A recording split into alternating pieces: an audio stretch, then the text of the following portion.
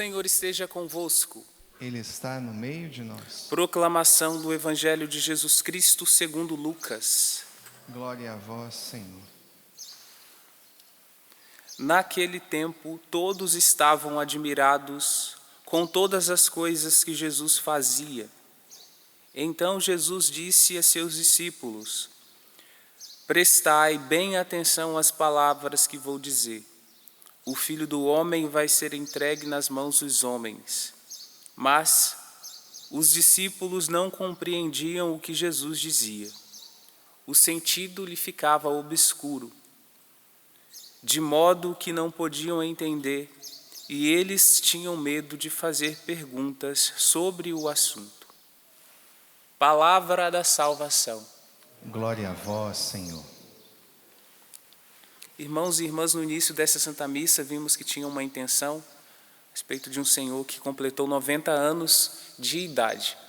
E, curiosamente, nesta primeira leitura da Santa Missa deste sábado, é o relato de um senhor maduro, de uma pessoa maturada já pela idade, pelos acontecimentos e também pelas ilusões da vida. Por isso que ele começa dizendo: vaidade das vaidades, tudo é vaidade. Essa palavra vaidade, aqui tem a palavrinha hebraica que está aqui, tem o significado também de algo que você vê por um momento, depois se dissipa, como se fosse algo como um vapor, como fumaça, que em um momento você vê, mas depois ela se dissipa. Assim são as ilusões da vida e as vaidades que nós criamos também.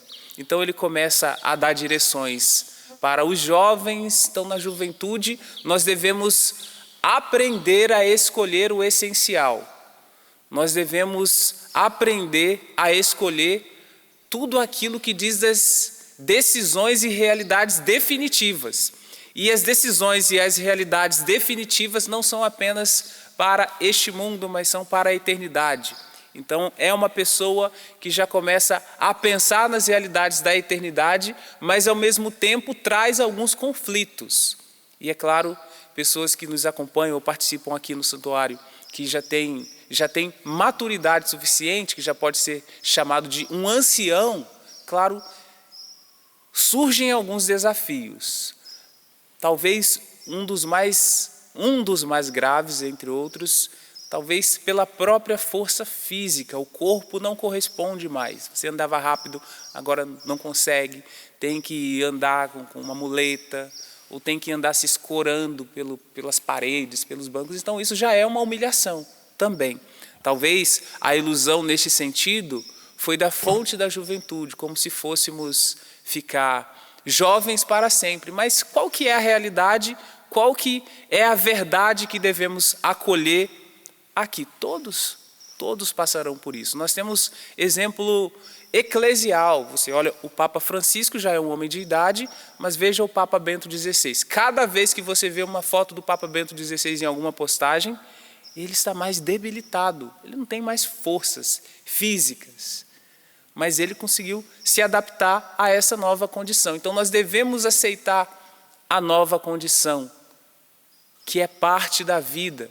Só que o Eclesiastes, ao escrever tudo isso, ele sabe que essas realidades apontam para uma realidade maior, que isso tudo aqui é ilusão. Então não adianta muito ficar reclamando porque você não tem o mesmo vigor, não adianta ficar reclamando muito porque eu cuidei dos meus filhos, alimentei, e agora, às vezes, se sente descartado ou descartada pelos familiares, que às vezes acontece. Talvez alguém que escute agora esteja em um asilo, se sentindo sozinha.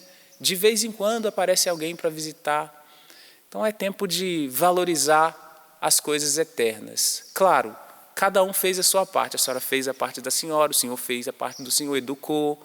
Mas agora, se o filho não apreendeu os ensinamentos, então não se culpe. Então ainda envelhece e fica se culpando, acha que é culpado. Olha, eu não gerei um coração bom na vida dos meus filhos. Não jogue culpa para a senhora, não jogue culpa para o Senhor se eles não têm ainda essa sensibilidade do cuidado, essa sensibilidade da presença, essa sensibilidade cristã. E claro que aqui também nós devemos perguntar sobre o que é cuidado, né? Em muitas situações, talvez, o cuidado vai ter alguém cuidando da senhora mesmo, porque deixando sozinha, não tendo alguém ali para estar próximo, é arriscado.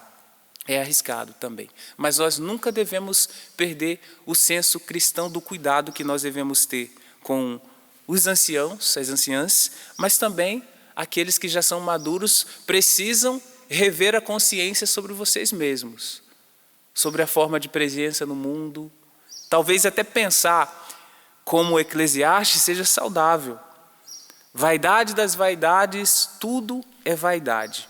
Mas eu quero elencar quatro medos que surgem naqueles que já chegaram a esse estágio de vida. Assim. O que constantemente, provavelmente, passa na mente dos nossos anciãos, segundo a Bíblia de Jerusalém? Esse é até um destaque que estava na Bíblia de Jerusalém, ao fazer o estudo, ao preparar a homilia.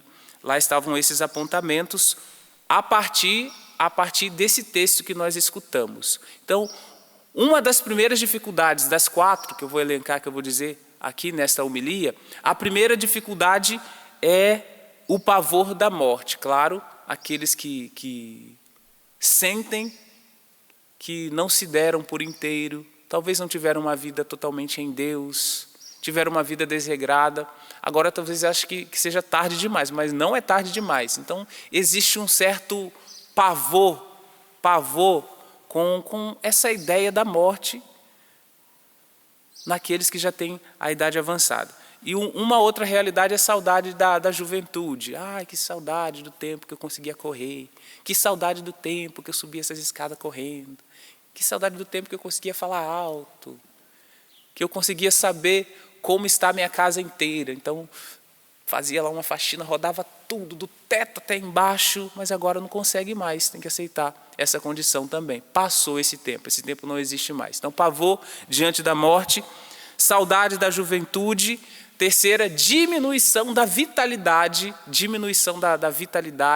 fraqueza, às vezes, até em relação à alimentação, já aquela falta de vontade, até certos sentimentos depressivos também, nesse período, é comum que às vezes aconteça. Aqui eu quero aproveitar e colocar como exemplo, o meu avô, eu disse, tem 91 anos, mas o meu avô, ele não perdeu tanto assim, claro que não é a mesma coisa, mas não perdeu tanto a vitalidade. Você olha para ele, um homem de 91 anos, que pega uma bicicleta, sobe na bicicleta, pedala e sai, andando ali. Claro que é arriscado, eu olho, meu Deus, se cair, vai... quebra os ossos, né?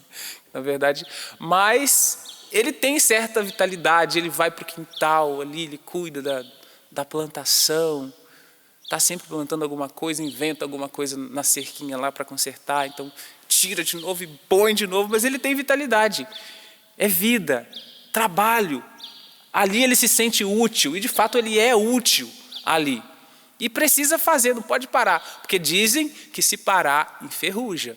E claro que se enferrujar vai quebrar fácil, né? Então, sabe que em relação às pessoas, aqueles que já têm algumas deficiências nos ossos também, nem sempre quando um idoso quebra o fêmur ou alguma parte, é porque ele caiu e quebrou. Na verdade é porque quebrou e ele caiu, quebrou antes, por causa da fraqueza dos ossos já. Geralmente é assim que acontece também. Mas esse exemplo do meu avô serve para que aprendamos também a manter a vitalidade. O que nós podemos fazer, vamos fazer. Mas tem algumas coisas que não dá para fazer. Que é fazer o que não pode. Só ir subir nessa escada, tá doido? Imagina. Pega a escada lá sozinho e coloca assim na parede. E aí chega lá o neto ou o filho e está lá. 95 anos subindo na escada para trocar lâmpada, não pode. Então a gente tem que ter certo cuidado também.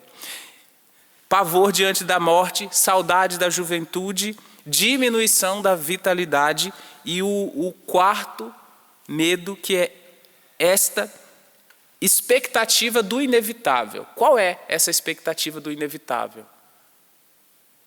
Vaidade das vaidades, tudo é vaidade. Ontem o Eclesiastes falava do tempo de nascer, tempo de morrer, o inevitável. O inevitável. Então tem certo também expectativa desse inevitável. Não sei quando vai ser, como vai ser. Ai meu Deus, eu vou dar trabalho. E fica esse medo de que vai dar trabalho. Ou às vezes o medo do sofrimento também. Mas eu quero, no final desses apontamentos, recordar que a finalidade do Eclesiastes é nos apontar para as realidades eternas. Então nós devemos viver bem neste mundo, viver bem e cumprir aquilo que nós podemos aqui, mas tendo em vista que nós somos cidadãos do céu. Vejam o versículo 1 do capítulo 12. Lembra-te do teu Criador. Então você que se identificou com todas essas palavras mencionadas pelo padre, lembra-te do teu Criador, nos dias da juventude. Veja que aqui ele está um pouco pessimista. Antes que venham os dias da desgraça. Então, veja, e cheguem os anos dos quais dirás, não sinto prazer neles. Claro, os dias da desgraça, dias de arrependimento pelo que fez ou pelo que não fez. Eu poderia ter amado mais a Deus, eu poderia ter feito bem, eu poderia ter cuidado melhor dos meus filhos, eu poderia ter cuidado melhor da minha esposa, do meu esposo, deveria ter dado mais cuidado. É neste sentido que ele diz esses dias da desgraça aqui. Mas lembrando do nosso Criador, lembrando de Deus, lembrando do Senhor, nós manteremos o nosso coração em Cristo, na verdadeira maturidade, porque esperamos nas realidades definitivas. E para encerrar essa homilia, quero recordar o Evangelho. Claro que nessa idade avançada nós temos que caminhar de acordo com o salmista, né? Sempre com a certeza de que o Senhor Ele foi e sempre será um refúgio para nós. E ainda no Salmo nós ouvimos assim: saciai-nos de manhã com vosso amor e exultaremos de alegria o dia inteiro. Saciai-nos de manhã com o vosso amor. Mas olha que oração profunda. Imagina todo dia você acordar da forma que você está, na juventude, na maturidade, ou já sendo um ancião. Saciai-nos de manhã com o vosso amor e exultaremos de alegria o dia inteiro. Então não terão tristezas, esses sofrimentos desnecessários, sofrimentos pautados nas ilusões. Eles não estarão presentes se nós tivermos essa consciência do salmista. E o Evangelho, nós vimos nessas palavras de Jesus aos discípulos que o Filho do Homem, ele vai ser entregue. O início do Evangelho diz das pessoas que procuram Jesus querendo conforto, querendo delícias, querendo a graça de Deus. Assim começa dizendo o Evangelho. Mas Jesus alerta aquelas pessoas que o Filho do Homem vai ser entregue. Também é assim a nossa vida. Em nossa vida nós temos momentos de consolação e momentos de desolação. Nós temos momentos de delícias e também momentos de amarguras em nossa vida também. Então, assim como era para os discípulos as palavras de Jesus, assim acaba acontecendo conosco também. Que tempo nós estamos vivendo? São os tempos das delícias? Mas entenda que pensar em ilusões da vida, vaidade das vaidades, ninguém neste mundo vai viver eternas delícias. Eternas delícias apenas no paraíso, apenas na vida em Deus. Até mesmo na caminhada de Jesus, ele estava aqui no período ainda de consolações, o povo procurava. Mas depois ele vai viver um momento de desolação, que é a paixão, crucifixão, morte. Passa pela desolação e depois vem a consolação eterna novamente, que é a ressurreição. Nós fomos criados para a consolação eterna, nós fomos criados para o paraíso, para o céu. Queiramos estar inteiramente na presença de Deus, sermos conduzidos por Ele, para que a ressurreição dele aponte a nós, e é ela que vai definir os nossos dias neste mundo. Entregue sua vida a Deus. Feche um pouquinho os seus olhos ao final desta homilia e apresente-se como jovem que recebeu os direcionamentos de um ancião, ou como um ancião que precisa aceitar a condição que você se encontra, de talvez não tanta vitalidade mais, não pode fazer coisas que você fazia antigamente, mas isso não faz de você uma pessoa pior que as outras, uma pessoa que não cumpriu, que não cumpre a vontade de Deus. Pelo contrário, coloque-se em Deus e tenha a consciência do Eclesiastes também.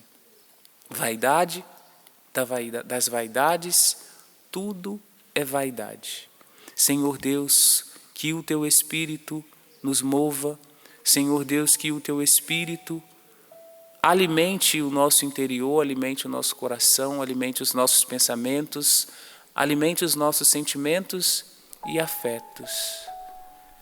Teu Espírito, Senhor, ilumine a nossa consciência a respeito de nós mesmos, os medos, pavor, a não aceitação da velhice. Ai, eu não presto para nada mais. Eu estou dando trabalho. E aí faz questão, às vezes, de dar trabalho. Faz questão de reclamar. Mas no Espírito Santo de Deus nós somos renovados. Temos a consciência renovada, temos o coração renovado. Quantas pessoas cuidam de pessoas nessa condição, né? Que tem ali que se doar. Eu peço a bênção de Deus sobre você que se doa o dia inteiro. Eu peço a bênção de Deus para você que se gasta em amor por estes filhos amados de Deus, templos vivos do Espírito Santo. Senhor Deus, abençoa-nos com a sua presença.